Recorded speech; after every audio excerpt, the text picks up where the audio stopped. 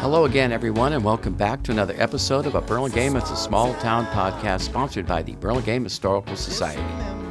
This is Mark Lucchese, also known as Mark at the Mic, and my guests today are two well-known brothers who carved out different paths in the food industry, but are well-known to many. Nathan Schmidt was the owner and chef at the Old Country Inn on Park Avenue, and later opened Nathan's on the corner of California Drive and Burlingame Avenue. He and his wife, Marilyn, were a team for over 30 years in Burlingame. Nathan describes his food as continental cuisine, featuring fresh venison, beef Wellington, veal piccata, and the house specialty, scaponi, a combination of scallops and abalone. He is also known for his famous salad dressing, which could be found in many Bay Area supermarkets, including Molly Stone's. His brother Joseph was a European-trained baker and an international chocolatier, having founded Joseph Schmidt Confections. Joseph was best known for his signature egg-shaped truffle, which was also the company's trademark. His products could be found internationally at Harrods in London, David Jones in Australia, and Takashimaya in Tokyo. Domestically, Joseph Schmidt truffles could be found at Neiman Marcus, Saks Fifth Avenue, Bloomingdale's, and, of course, Molly Stone's Burlingame. And now my conversation with Nathan and Joseph Schmidt. Nathan and Joseph, welcome to the show. Thank you so much. Thank you for inviting us. Yeah, I'm Nathan, and my brother is Joe. I wish people could see you right now. I'm not ready to go video yet. But No, we'll but get there coming. someday, okay? Well, I want to thank you for inviting us. You know, I know you for many, many years. I know. It was so nice seeing you anytime I walk to Molly Stone's. You're the bright. You made the store. I don't know if anybody aware, but you really did. You always knew everybody's name. You know you're a treasure of Burlingame, and I really appreciate you asking me over and my brother. I have to be honest with you, it was always a pleasure to have you in the store, and it always made me a little nervous because of your reputation, and I always wanted to make sure the store looked proper. Oh, you're kidding. Because you both are such wonderful, you do such great work at what you do. You're very nice. Okay. If I had a lot of money, I will give you some. Let's move on. We're going to move on from the compliments, okay? Okay. All right. So I usually open the show up with a couple of fun facts that I found about you guys, and they weren't on the script or anything like that. So Nathan, I think you once worked as the manager for Lyons Restaurants in Millbrae. Sure did. Is that correct? Sure did. When I arrived back from Dallas, I got married in Dallas. I suddenly saw I worked for we opened up DFW, which is the airport, the biggest airport at that time. And they stole me Dobbs houses, which is food and beverage for all the airport, which was huge, humongous. And they stole me from the Hyatt. They offered me more money, and I was young, and I said, yes, I'll go. So I went there. Lyons.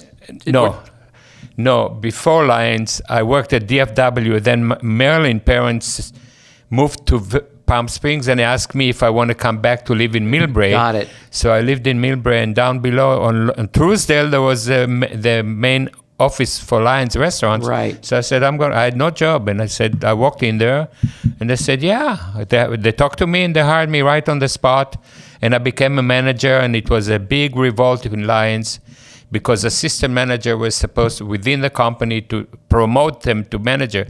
And when I walked in as a manager, they were very upset at me. Oh boy, that's getting off on the wrong foot then, I guess. I know, but once they got to know me, everything was fine. How long did you stay there? Not long, maybe a year and a half, and then. But you were the manager. You weren't the chef back there. No, I didn't touch any of the food. No, you were running the show. No, just run the show. I wasn't. I made sure that things were, because it was a very busy place. Yeah, it was very busy, especially at night, in the evening. Yeah, and then also you worked for the Hyatt for a while, Correct. didn't you? For the great Dennis Berkowitz, the greatest of all, yeah. Who went on to open Max's Restaurants, right? Didn't he? Oh, yeah. He had the investor because he had a big name. He was in charge of all of the Hyatts in the USA, or the USA, yeah. Yeah. All the food and beverage. And his Max's did very well. The desserts, he did fantastic. The meals were big, but the desserts were amazing. He was great. He's a great guy. Yeah, and he's still around. I used to see him at the store too. He walks with his wife every day. Right. Joseph? Yes. I got a fun fact about you. It's about time. And you can correct me if I'm wrong on any of this, of course, but I believe you owned a Shaw's ice cream and candy franchise in San Francisco. Is that correct? You owned it, right? Yeah. But what I heard was that you were known for giving out free ice cream to all the pretty girls in the neighborhood. Oh, yes. Is that true? Yeah, just a pretty girl. That's the pretty girls, right? Did that get you into any kind of trouble or what? No. No, okay. My brother was always in trouble. Yeah. No longer, I hope. No, no longer. Okay, so we're going to talk about some more Shaw's in just a few minutes, all right? Yes.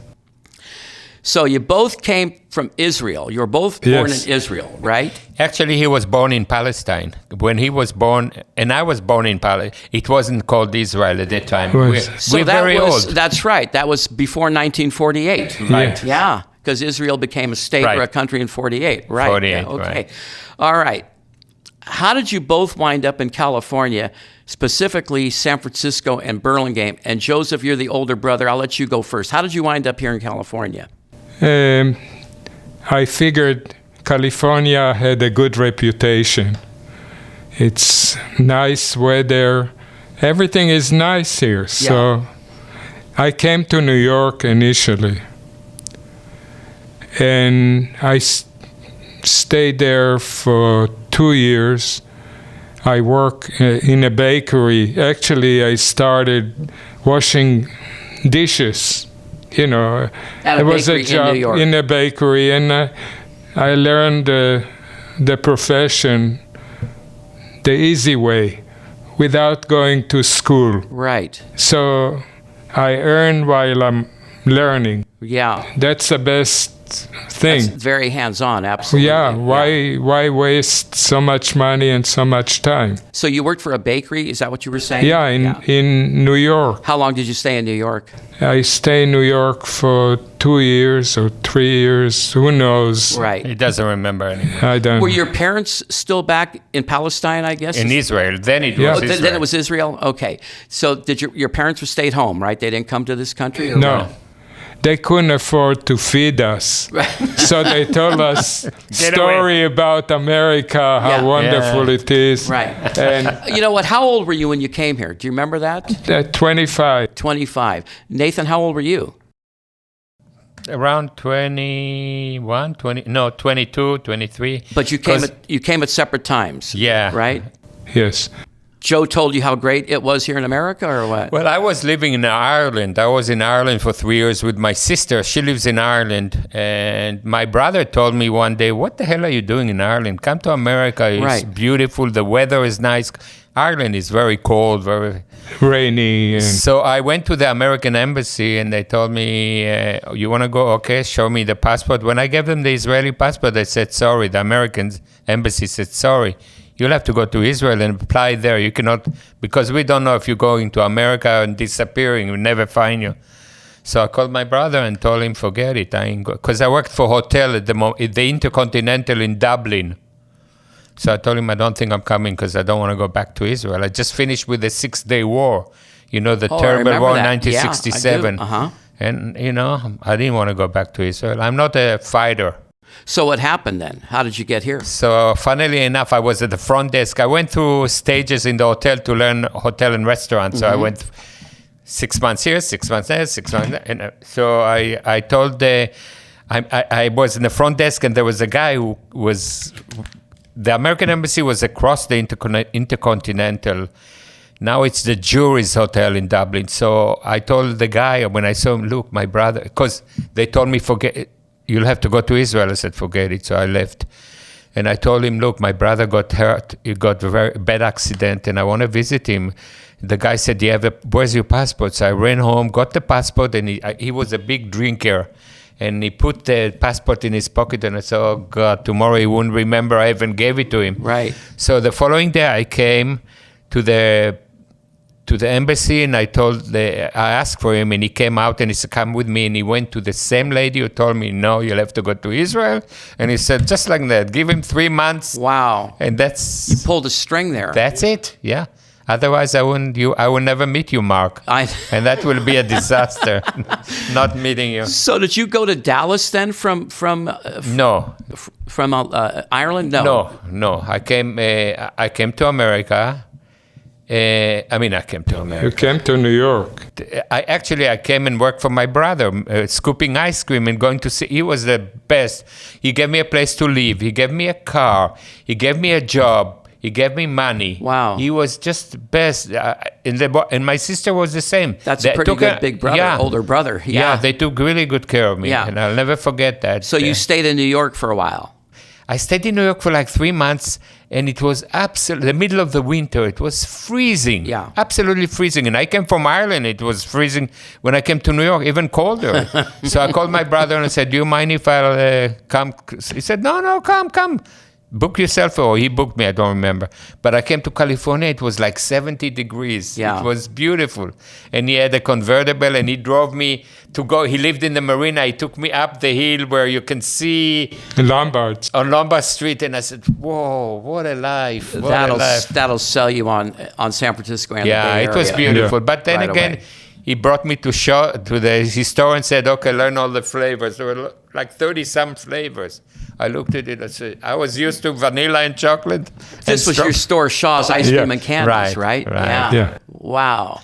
So how long were you there? 2 or 3 years? I don't remember. Yeah, some 3-4 years. 3 or 4 years. And then... It's interesting how you were both on this food industry track, though, but you both went in sort of different directions. Yes. You know what I mean? Because my mother knew that I'm not going to be a professor or a student. I didn't have...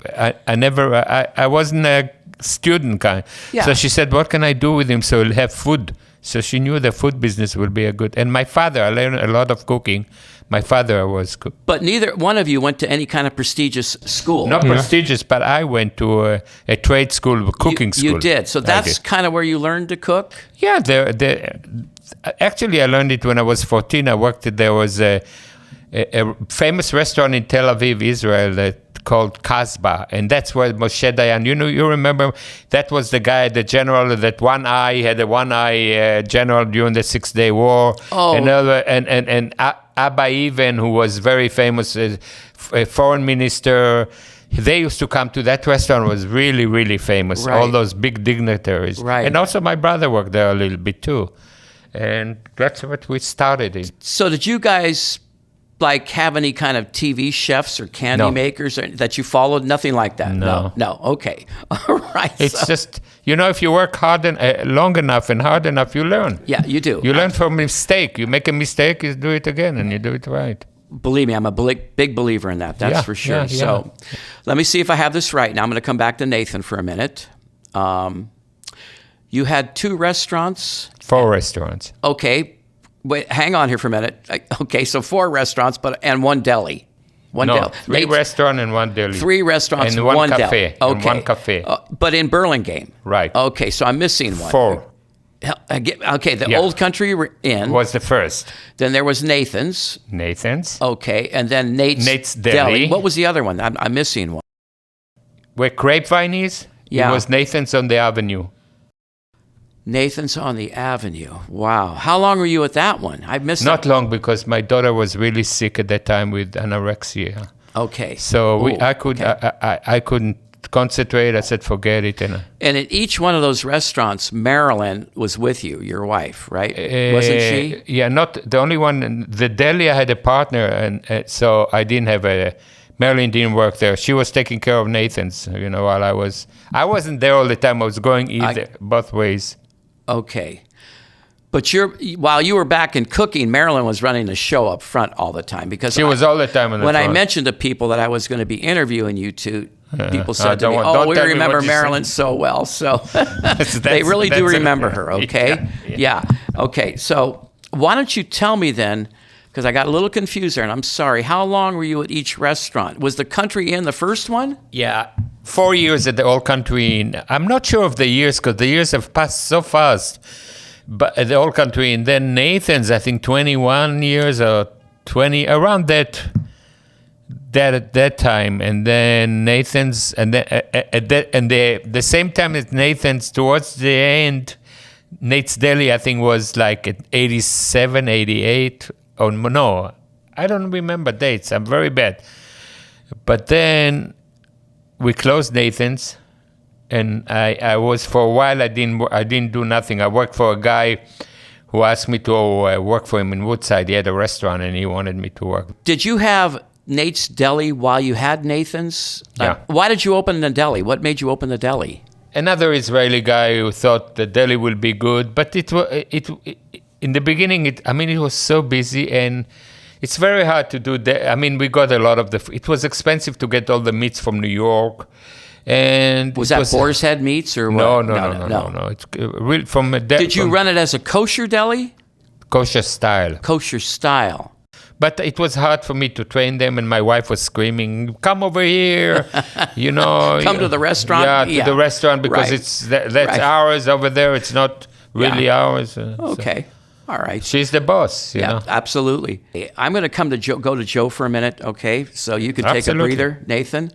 So, Joe, while Nathan was establishing his restaurants, he was getting them off the ground and all of that. I mentioned earlier that you purchased a Shaw's Ice Cream and Candy franchise.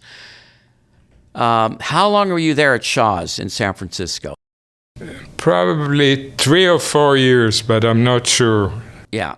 Did you along the way that you must have met Doug Shaw or Jack Shaw? Jack Shaw. I was friendly with him. Very good guy. Lived locally here. Yeah, lived locally.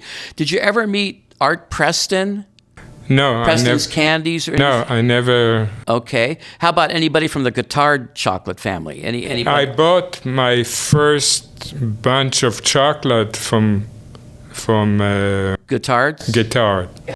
I thought maybe there'd be some kind of connection in there. So, where was your candy making facility? Where did you make the candy? Initially, I made it at home for quite a while, and while I was working for Fantasia, I was doing the chocolate at home.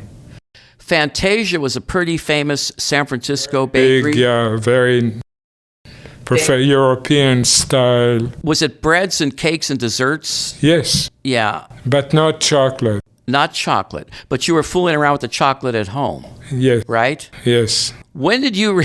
that kills me. I mean, both of you guys, it just kills me that you became so successful. It's just a How did you know, and I'm going to ask you this too, Nathan, in a minute.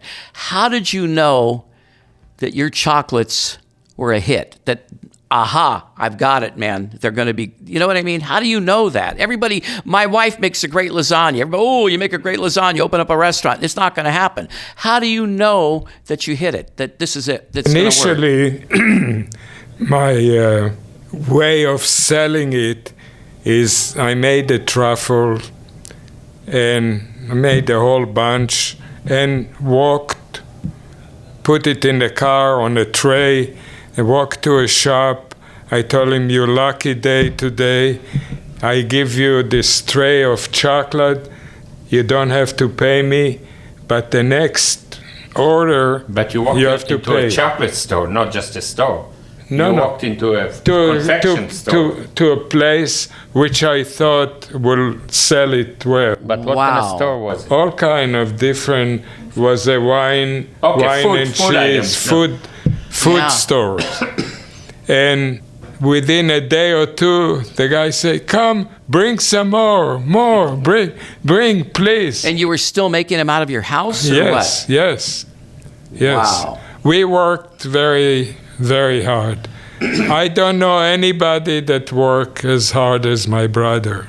And nobody can do what he can do. But wait a minute. When did you move out of the, you said, okay, I can't make any more candy at home. I got to go get a place. No, eventually the demand was so high that I figured I better get a real facility which will give me space, and I knew I'll be successful because the homemaking chocolate was selling very well. Right. Do you remember when the guy came from a big chocolate famous? He went into the chocolates. What's the name?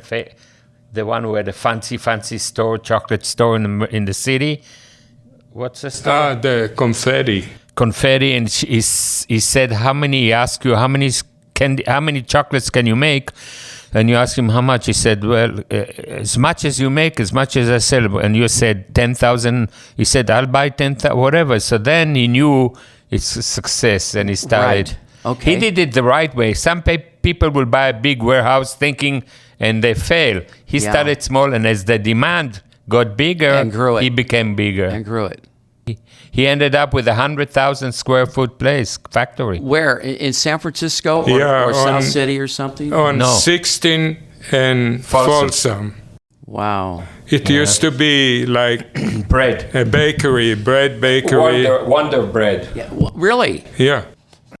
So in stages, probably I moved to bigger places Yeah. about 7 times. Each time it got bigger and bigger. Okay, Nathan, I'm going to come back to you for a Yes. minute. I want to know, how long were you at the Old Country Inn on Park Avenue? 4 years. 4 years. 4 years. Yeah. Okay, so you decided to move from there, and you moved. What happened is the people that own the Palm Grill, they owned the building. They were upstairs. They were And the Palm Grill was on the corner where, of California and Burlingame and Avenue. Stupid doctors, 4 doctors, invested almost $700,000 in the 1965 lot and of money. 1970. A lot of money. Are you kidding? Yeah. And doctors should never be in restaurant business. They should stick around and just stay in the doctor business. Yeah. So I'll never forget that real silver. There were, the spoon, the fork, the knife was all real silver. Wow. Everything, it was a beautiful, beautiful restaurant. But guess what? They went bankrupt and they closed the restaurant. So one day they came to me and said, Nathan, how about having, you want your restaurant there? I said, really? I was used to a small restaurant. I didn't know. And have your name out there, Nathan's. Of course, some people thought Nathan's hot dog is coming up there. but I said yes. I tell you, in the beginning, the first week or two, I thought I made a big mistake. Well, let me ask you something. How did you get out of the Old Country Inn? Didn't you have a lease there or something? Did you break your lease, or did you? I don't remember now, but I think either the lease was out or I subleased it to somebody. Okay. And then you moved over. Was there a big gap when you left Old Country Inn and opened Nathan's? No. Did you keep the same kind of decor that the Palm Grill had, or did you change things around? we changed it a little around, yeah. Okay, but we kept a lot of it because it was beautiful. Yeah, I bet. Yeah. Okay, so you were able to use the kitchen and all of that kind of facility. I wasn't used to that kind of big kitchen. Right. And I'll never forget some of the stories I'll tell you wouldn't believe. I mean, there were mesquite grill that I didn't know how to ever use mesquite grill. Yeah. And I put too much of the mesquite in there, and the fire was going galore, Oh, my gosh. You're supposed to have a little bit and then none on the other side so you can move. So here I am. People who had reservation at 9 o'clock or at 10 o'clock at 7:30 or 8 o'clock ended up at 11:30 eating. Oh, my goodness. We kept on giving him drinks. But they understood. They knew me for many years, and they didn't mind. Yeah. So, which was a big help. Oh, are you kidding? Otherwise, there'll be a big stink, and they'll never come back. Yeah. But they knew that, and I came, and they walked and said, "When are we gonna?" I said, "Sorry, it would be confused. We all were confused. It was just too big, too many people, too much." Right. And I had a cousin Yoni who worked with me, and I said, "Put 4 snappers on the mesquite," and we were busy cooking other things. And then the waitress comes and, "Where's the snapper?" I got all the order, and we turn around and there's only the how do you call it when it burns completely? Smoke. No smoke, but little. It's like the snapper went out. It's all burnt, it's all gone. And Marilyn it was up 1,000 degrees. And Marilyn was up front trying to calm everybody. That's why she doesn't have any hair anymore. It's because of it. That was part of the thing. Yeah. How long were you that particular location before you opened up the cafe? Did you stay there for several years? At the cafe, 16 years. But at Nathan's? I'm not sure exactly, but I think it's 18 or 20 years or 17, 20. I don't know. So long enough time. While you were there, I mentioned some of the items. Yeah, that you I cooked a lot of all the menu that I had at the Old Country Inn, which was nice. But we had everything, and I learned new items. Well, you mentioned venison. I don't know anybody that does I had venison. the loin of venison. Yeah. It was a big seller with beautiful sauce. Everything looked good. The prices were so ridiculous then. For $16.75, you get beautiful filet of venison, and you get soup and salad, or soup or salad, I'm not sure, and bread with 3 different kinds of butters. Right. And then, of course, in the end, my brother used to bring me cases and cases of chocolates, and everybody, when they got the bill, they got the chocolate, and he made me some beautiful cakes. Yeah. The best brother. I still owe him money, but I understand the chocolate mousse was very good. Somebody asked me to ask you about the chocolate mousse. Was good, and I had some busboys that every time I made mousses and put it down, we had a refrigerator, somebody stuck their finger in the mousse. Had to and those try were the it. Oh kids. my God. I know, and they all became famous either policemen or most of highway patrol. They all went on to do well. Really well. Yeah. Everybody's well. Talk to me about the Scaloni. That was, tell me about that. Yeah, well, Scaloni is a thing that I still don't want to tell anybody how I did it. Right. But it's quite a bit of work, and you got to freeze it to stay together, and then you cook it from frozen state. Oh, from the frozen state, so really? It stays together. Absolutely like abalone. Yeah. It looks like abalone, tastes like abalone, but it's scaloni. Scaloni, Yeah. wow. That was one of your main items, right? Not necessarily. Beef Wellington was big. It depends on the time, you know. Schnitzel. Schnitzel was big. Was your menu pretty similar to the Bertrand? Old Country Inn? To Alpine Inn, you mean? The Old Country Inn on Park. It was bigger because it's a bigger place, right. but not too big, but big enough, you know. Did you serve alcohol at the Old Country Inn? No, only beer and wine. Okay, but when you moved over to that was big time. Yeah, big so you had to time. have bartenders. Bartender was stole everything from me. Stole a lot of money from me, bartender. Silent partner. I used to look and said to my wife Marilyn, look. His tip jar was full of $20, and I looked at the register. There's only $5. He ended up, retiring very rich. That guy. All right, I'm going to go back to your brother again for a couple of minutes, and I'll come back to you in a second, absolutely. Nathan. Joe, back to you. So I'm just wondering, were chocolate truffles the only product that you made? In other words, did you produce anything like C's has nuts and chews, or chocolate-covered cherries, or Scotch mallows? You were strictly truffles. Is that correct? No, you did mosaic. No, but that's later was a small part. But he made beautiful swan. Beautiful. If you ever open up the Google and something, you can see all the pictures of the stuff that he did stuff. He did stuff for the Queen. He did a lot of stuff. Really? Did you produce any seasonal chocolates, like chocolate hearts for Valentine's Day? I did. Easter eggs, that kind of thing. Hanukkah, Christmas stars. Rabbits, Hanukkah big stars. rabbits. Yeah. I was famous for doing different molds, art out of chocolate. I made flowers. I made for Macy's for the flower show. They commissioned me to do a table this size, full of beautiful flowers. And this is about a 20-foot long table. And the table was made out of chocolate. The table itself was chocolate. You're kidding. Wow. It was in the magazine. You remember that? Yeah. At the peak of business, when everything was really firing on all the pistons, how many employees did you have? The highest number was 240. Wow. And most of those were working at the factory then, producing chocolate? Truffles. Where were you most of the time? Were you at the factory, or were I you was at the factory.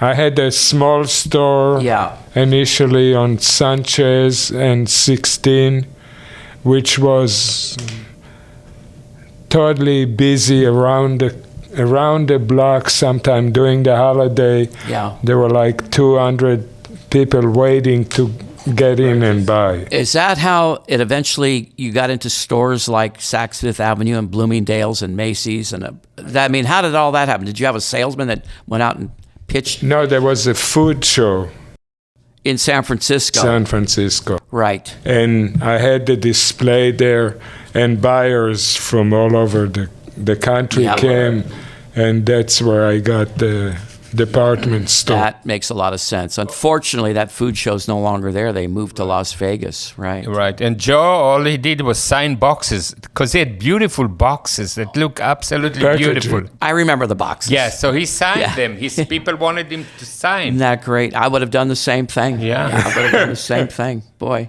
Joe, I'm going to leave you for a minute. I'm going to come back to Nathan. No problem. Come back to your little brother here.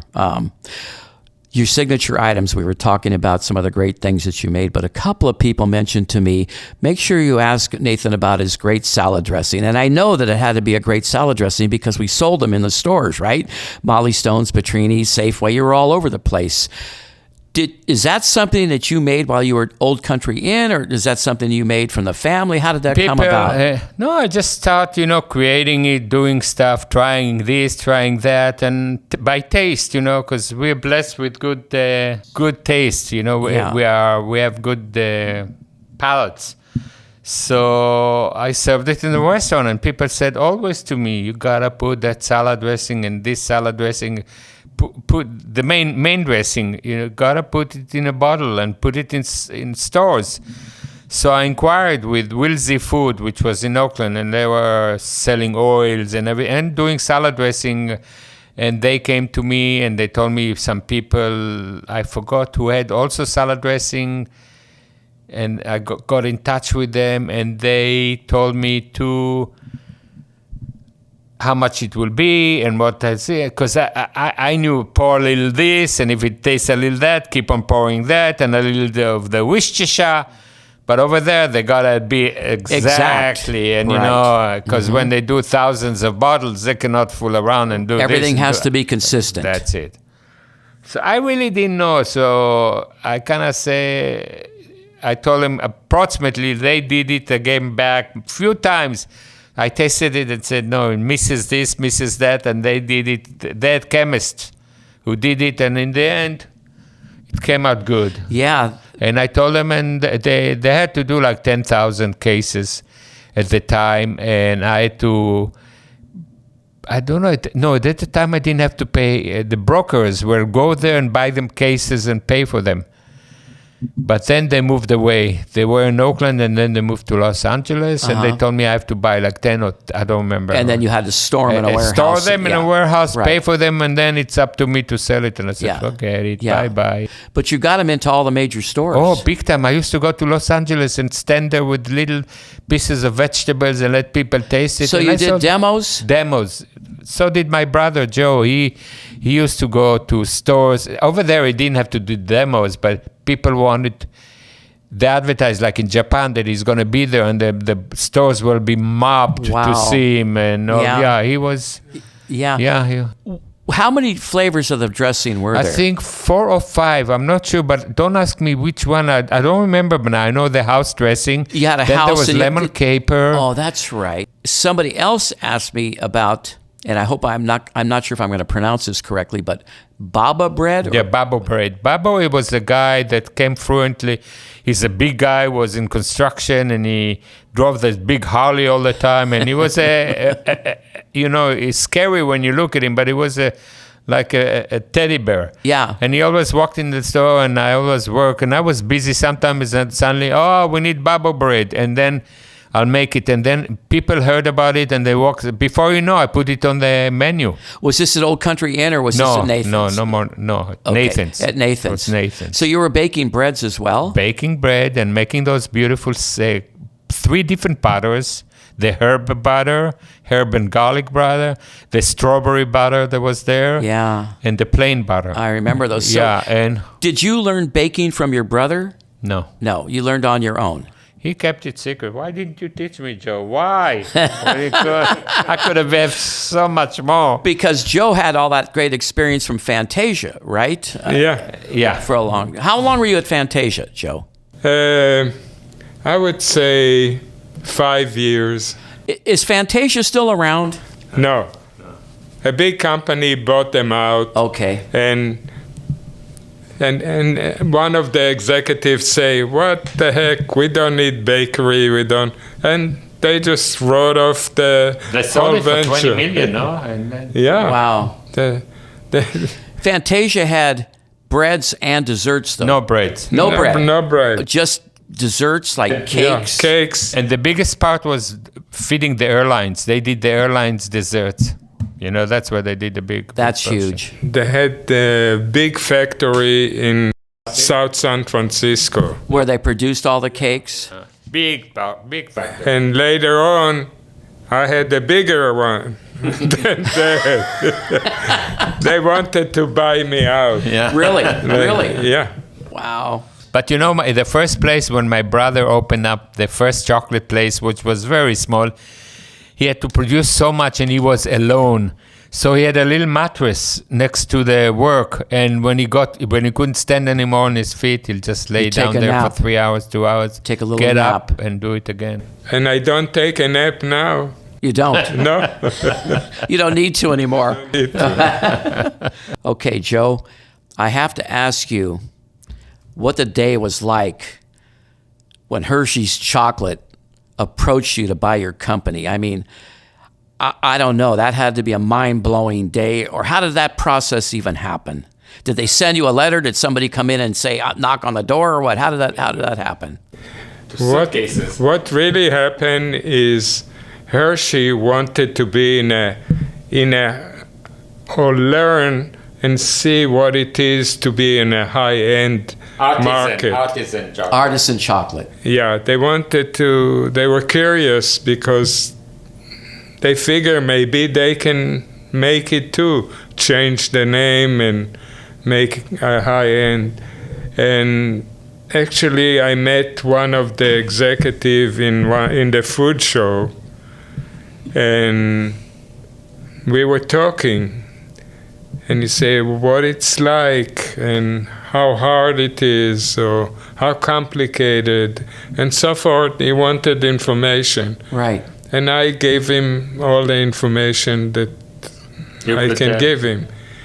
Initially, what happened too, the company grew up. I got 2 partners to join in. They had to pay money.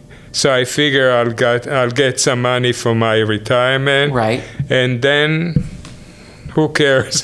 Yeah. You know, I just figured, I was thinking about my retirement. I needed to make sure that I have enough Absolutely. funds. Right. I didn't want to give him any money. I No. didn't to borrow money from his kid brother. Right. Because a lot of people, most people, they are very successful.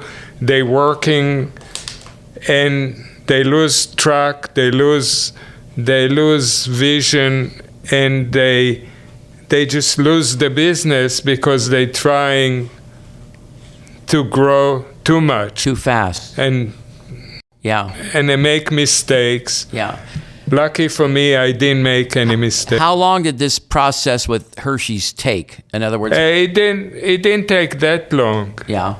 Later on, Did you stay after you sold the company? Did you stay on as a consultant or an advisor? yeah, Or? I was a consultant. Right.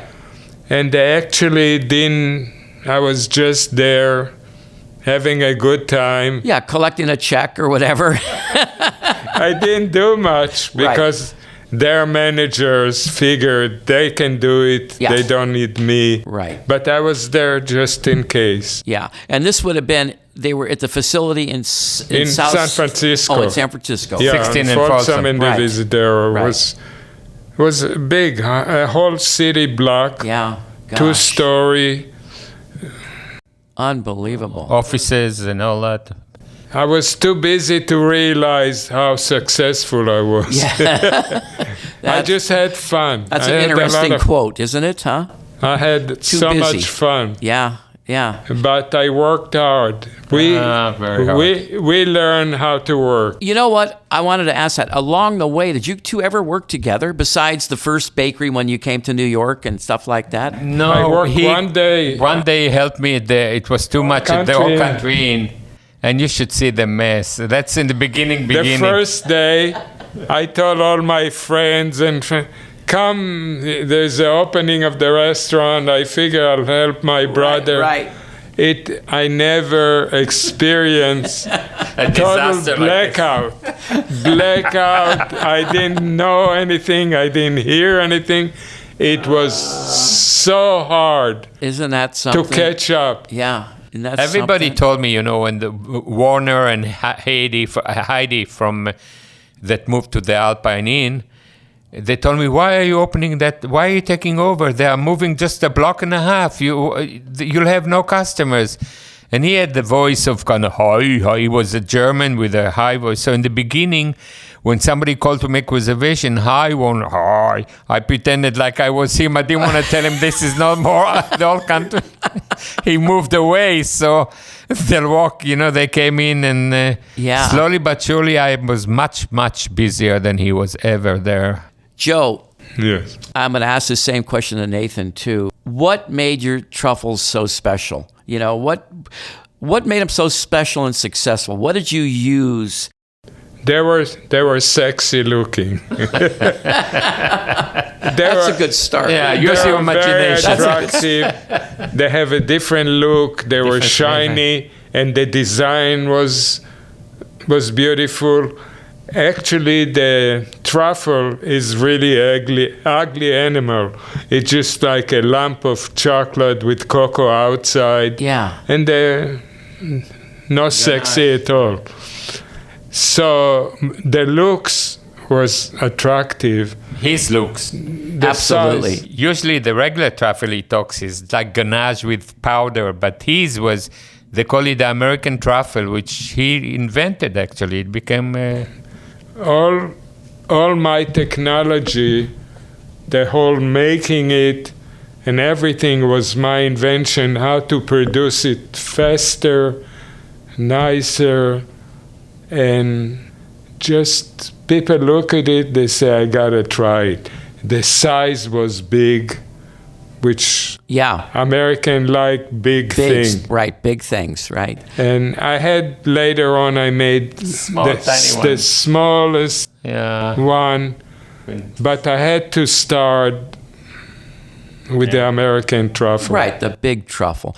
I read someplace that you used imported Belgian chocolate. Is that correct? It's correct. That made it is that a great, I don't know anything about chocolate, so was that a big deal then, I guess? Not to me, because it was cheaper than guitar. Really? And because you bought so much of it. I bought 2 million pounds a year they closed the of street chocolate. because a big truck used to come and deliver huge amount of chocolate. We used to make, it was really industry. Yeah. Nathan, were you aware while you were running all these restaurants and everything and buried and whatever, were you aware that your brother was becoming so successful? Of course, he was always on TV. He was always known. I mean, when David Letterman, suddenly somebody brought the chocolate of his face and everything, and they mentioned Joseph Schmidt is the one who made it. He went all the way to his show. And when he did the thing for the Queen Elizabeth, her boat, a cable car, and Sophia Loren, you remember you did the face? I don't know what, out of the whole... He became very famous. I always said my brother. Until today, I say my brother. Well, because he's, as far as I'm concerned, 10 times more. He in the Smithsonian. What do you have there in the Smithsonian? Smithsonian Institute. He has stuff there that belongs to Joseph Schmidt. Really? Yeah. So you'll see. She'll bring the picture. You won't believe. I was going to ask you if you had met any celebrities along the way, but I guess I did. you I have. met a lot of them. Talking about celebrities, I met a ton of them. Well, I want to know. Well, I said one day I was cooking and Marilyn tells me, come outside. Somebody wants to say hi to you. So I walked and there are two guys and the guy has a hat and glasses and she says, say hi to Paul. I said, "Hi, Paul," and it was Paul Newman. Oh, are you kidding? No kidding. Paul Newman was there in my restaurant.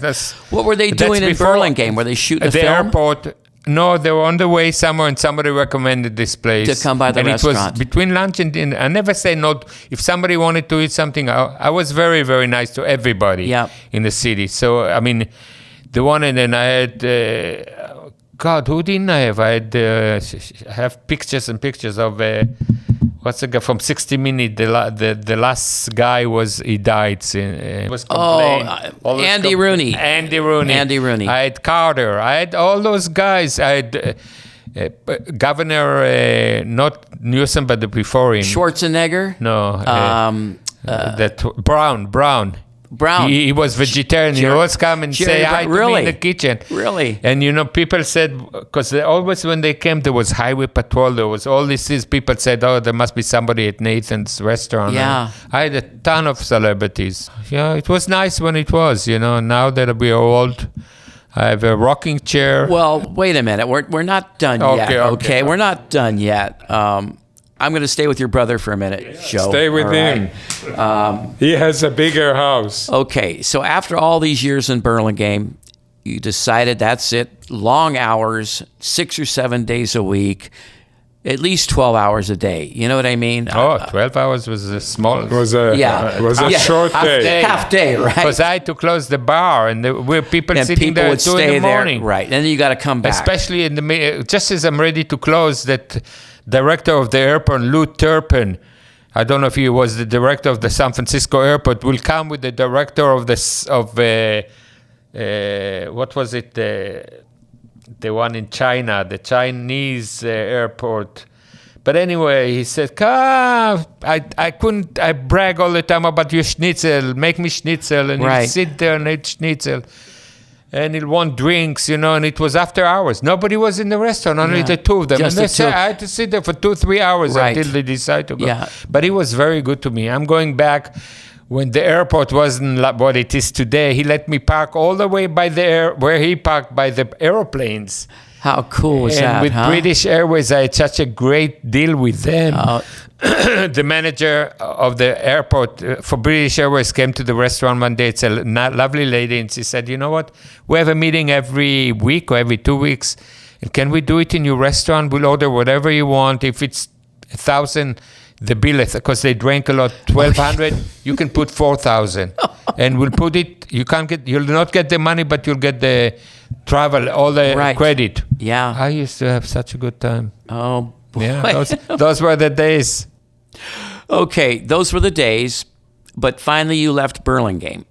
Left Burlingame and you opened a little or you found a cafe in Redwood City. At Seaport. On Chesapeake Drive. Yeah.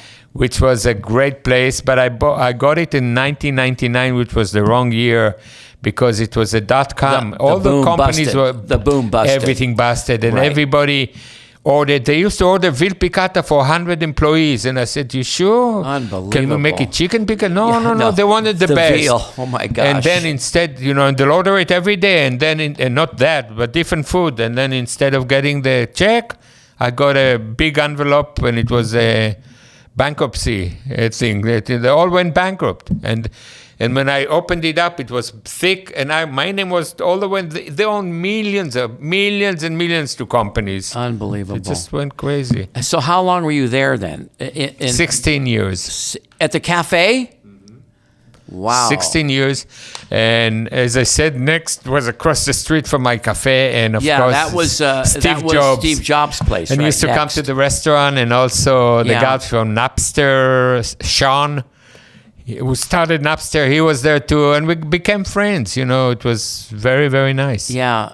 So 16 years, and the cafe was it breakfast and lunch, and that's no dinner. No dinner. Yeah, because all the offices were closed. So you were kind of like. But I went there at 2 a.m. to do all the stuff, all the prep, ready. Because it was busy. Yeah. And I had some companies that I wanted after. It was different. Then it was R&D, research and develop. They had the money. So some companies order every day, daily, for 100 people or 120, and at the end of the month they'll pay. Was Marilyn there with you at that time? No. She was done then. She worked for Oracle at that time. She did. Okay. So Nathan, you were at the cafe for 16 years, and then what happened?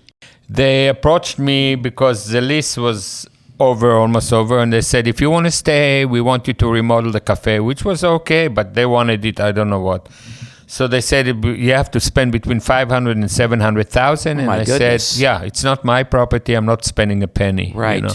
Which is good, because then not too long after that, pandemic came. I mean, yeah. And anyway, a new company went. They're a sandwich company and they went bankrupt. And they didn't have any food facilities there, so they had those trucks with food and all that. Right. Mm-hmm. When I was so it was kind of a blessing that you didn't make that decision to spend. I wouldn't spend that kind of money. No, Are you crazy. kidding? For Unless what? you own the building or something. Yeah, absolutely. and I'm not going to be there another 10, 20 years, so forget it. So you wrapped it up there at Seaport, and now you're in catering. Oh, you're never going to quit, are you? You're never going to quit. Okay. My wife needs money. She really needs money. She works at Neiman Marcus. Oh, boy. You hear that, Marilyn? Said, yeah, Marilyn, please hear me. Please. All right. So how long have you had in the catering now? How long has the catering been going on? So 6 years. Yeah. So 6 years. How long? I'm very close to the end. But the catering gives you a little bit more something to do, freedom, right? Opportunity, right? Because with catering you can say sorry, but I'm busy, right? Not with restaurant. Restaurant, you got to be there. You got to open. You got to be there. Catering, you're doing bar mitzvahs, you're doing weddings, you're doing things like that, right? So if you let's say you get a job, a wedding, you have to hire a crew. I have a crew. You have a crew. Yeah, people who worked with me for years and years will work for me because I'm very good to them. I give them enough money, so they're looking forward to work with me. You know, I'm going to tell you, one of the guys I did some research with told me that you were very generous with your people, and you never say no. No, you're right. And you're a terrific person to work with, and I think a lot of those guys worked with you a long time, right? A lot of 25 years, 30 years at Nathan's. They were all. I mean, they were something. with customers. I mean, the guests who would come to eat. They became like family with the waiter and waitress. Right. They knew them. They wanted only them to serve them. You know, Christmas, they'll give them gift. They'll get exchange gift. They'll do this. They'll do that. It was.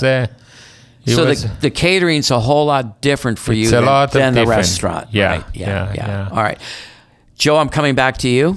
Yeah, I just want to mention this kid, my kid brother, can cook by himself, no help whatsoever.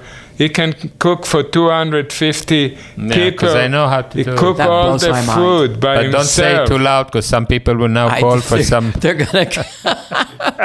That is amazing. I never heard of anybody that can do it. You both excelled at your different fields, that's for sure. But do you know why? We're not lazy. Right. The main thing that my wife,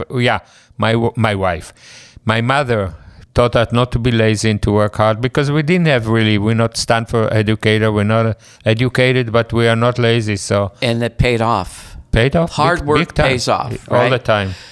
Joe, what year did you sell the company? Early 2000s? 12 years ago. Okay. 13, 14. What have you been doing since? What do you do? I do very little. As little as I can do. Because I work hard. I know that. And you deserve that. You deserve everything. Yeah. When you get to be now I'm 85, you're enjoying life. Enjoy life. I don't need to do a lot. He doesn't have a wife like my wife. Yeah. I travel. What do you always say, Nathan? You always say enjoy life. What's your saying is it enjoy life? Eat out more often, enjoy life. Eat out more often was Rykov. You remember Rykov, the company? Yes, I do. Yeah. But enjoy life. Yeah. And that's the main thing. I do it too much, through my stomach. I should stop enjoying it so much. So what do you think, Nathan? Are you going to go on with a couple of more years or what? No, couple of more years. Okay. No. All right. Maybe. I got a couple of more questions. Yes, all right. ask. Joe, I'll ask you first. What advice would you have for anyone that wants to become a chocolatier, open a business like yourself, what kind of advice would you tell them? First of all, you gotta go to church or synagogue and pray that you'll have you're creative enough to pull it out. Right. Working, you can work very hard, but creativity is a gift. Yeah. And if you find the field that you're creative and you can use it, you're just a very lucky person. Yeah. And if you're very busy and you have to make it happen, you have to work hard as long as it takes. Yeah. But if you love what you do, you don't have to work. Yeah. And that's the biggest gift you can get. Well, you both And I didn't drink a lot. I'm not a drinker. I never drank. I never touched a glass of wine, which helps, because drinkers can't get up in the morning if they overdo it. With me, just It didn't work. matter. I didn't Just drink. I work. didn't smoke. All I did was work. Yeah. And I wasn't lazy. I remember Thanksgiving, we did 1,000 or some 1,200 people in Nathan's. And I literally didn't go home. I stayed all the way through. I couldn't ask anybody to help me because I can't ask them to stay with me all night. But I was there preparing, because big thing about food is what you have, what you prepared. If you don't prepare anything, it's very hard to do. And that's good advice, because I'm going to ask you, what advice would you give to somebody that thinks, I make a great whatever. I can open a restaurant. Yeah. What kind of advice would you give to somebody like if you that? want to lose money very fast, open a restaurant if you want to start. But you know what? Some people, and just look at the restaurant scene in Burlingame now.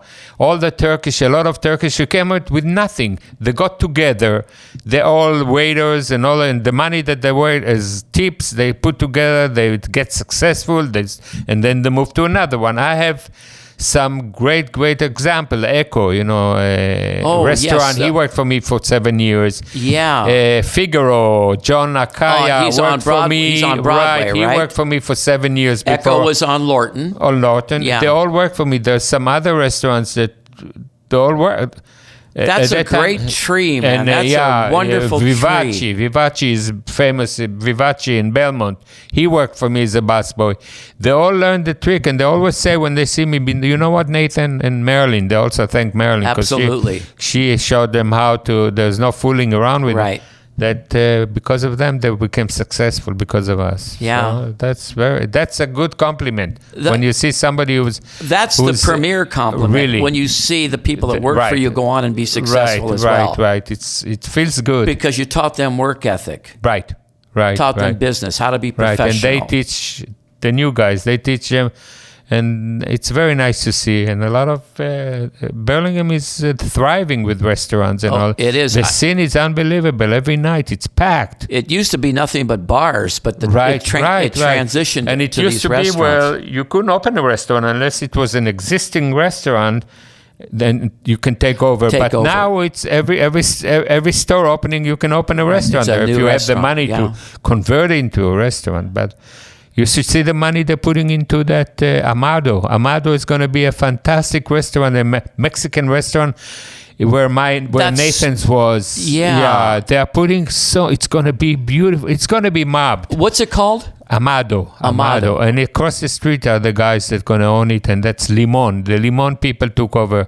They're going to open there. Are they going to keep Limon? Oh, yeah. So they're going to have both corners. It's they're going to dominate both corners. Right. They'll dominate both corners. That's great. And they are great guys. Yeah. They have 3 Limon in the city. Yeah, they're very big now. Yeah, true.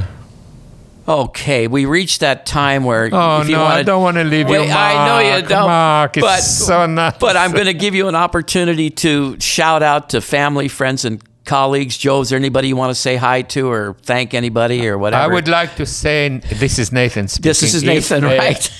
I was so busy, and I'm sure some people couldn't wait to pay and they left. If you ever did it, come and find me and pay me whatever you owe me. Because many times my wife said, "Hey, they skipped. They didn't pay the bill. God damn it." Man. Wow. So that's all I have to say. All right. All my relative, which is here, And over here, I love you guys. And please that's come great. again. Joe, you have anything to say? Any I thank just yous? say life is beautiful and enjoy every minute. Yeah. And don't complain because nobody cares about your problem. Yeah. Just tell them the good stuff because they want to hear that you're happy and everything is good. And take care of your health because that's the most important. And it's the biggest. I'll let you know about my brother and my sister. We never, ever. You gotta get along with your sibling. We never argued, ever. The three of us. Nothing. We only loved each other. And I think that's a beautiful that's very thing. important. Because I have 2 sons and a daughter, too, and they get along. I could never understand why brothers and sisters would fight. I know. It's the money. Family. It's usually the money it's and the all money. that. Yeah. Yeah. So I'm giving everything to my brother, whatever, because I know he's gonna fight my wife. Oh, you guys. She can keep everything. I can't tell you what an honor it was for me to have the Schmidt brothers on this show today. We are, You know, we are very, very happy. so lucky. But you know what? It was luck and hard work, okay? Work when you do what you love. It's right. not work. It's not work. It's a hobby. Yeah. It's a hobby.